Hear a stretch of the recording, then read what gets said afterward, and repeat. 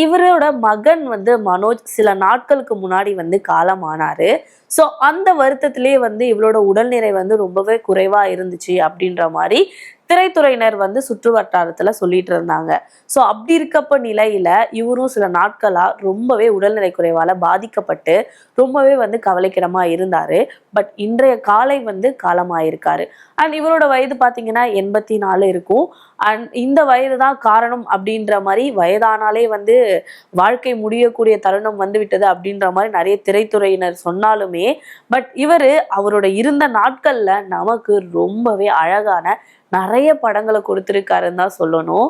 And இவரோட படங்கள்ல பாத்தீங்கன்னா தமிழை அழகா உச்சரிப்பாங்க. அண்ட் தமிழ் தெரியாத ஹீரோயின்ஸ் கூட அழகா தமிழை உச்சரிக்கிற அளவுக்கு இவர் நிறைய விஷயங்களை சொல்லி கொடுத்திருப்பாரு. அண்ட் பசும்பொன் படத்துல பாத்தீங்கன்னா பாண்டியன் அவர்களை இன்ட்ரோ கொடுத்ததே நம்மளோட பாரதி ராஜா தான். ஸோ அவர் எப்படி இந்த தமிழ் சினிமாக்கு வந்தாரு, அவர் எப்பவுமே பாரதி ராஜாக்கு கடமைப்பட்டிருக்கிறேன் அப்படின்னு சொல்லிட்டு நிறைய இடத்துல சொல்லியிருப்பாரு. அண்ட் நம்மளுடைய ராதிகா அவர்கள் கூட சொல்லியிருப்பாங்க. அண்ட் நிறைய விஷயங்கள்ல ராதா அவர்கள் கூட சொல்லியிருப்பாங்க. என்னன்னா தமிழ்ல பாத்தீங்கன்னா ஒரு இயக்குனர் அதுவும் ஒரு ஹீரோயின்ஸ்க்கு முக்கியத்துவம் கொடுத்து நிறைய விஷயங்களை சொல்லி கொடுத்து ஹீரோயினோட ரோலை பெருசா காட்டியிருக்க ஒரு டைரக்டர் அப்படின்னா இயக்குனர் இமயம் பாரதி ராஜா அவர்கள் தான் சொல்லியிருக்காங்க.